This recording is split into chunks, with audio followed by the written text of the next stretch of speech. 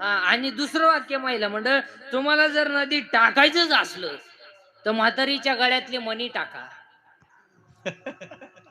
नाकातली नथ टाका, कानातलं टाका. पण आजपासून जर तुम्ही उशांग गोदाड्या गाद्या जर नदीत टाकल्या, तुम्ही पुढच्या यात्रा महोत्सवाला राहत नाही.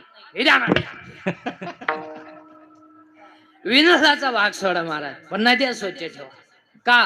कारण नदी ही माता आहे. आणि आज सगळ्यात दूषित जर काय झाला असेल, नदी नदी आणि पाणी, गॅस्ट्रो, अटॅक, हे जे रोग आहेत, तुम्ही एक अभ्यास करा सगळे एज्युकेटेड लोक. पांढऱ्या पेशी हा आजार पूर्वी नव्हताच. मग जुन्या माणसांना पेशी नव्हत्या का? हा नवीन ऍटम आला कुठून? बरं, सगळा खेळ कधी झालाय? या आता तांबड्या वाढल्या, पांढऱ्या कमी झाल्या, पांढऱ्या वाढल्या. तू वाढ दे ना, पण गपची बस ना. आधी पेशी वाढण्याचं कारण आहे का?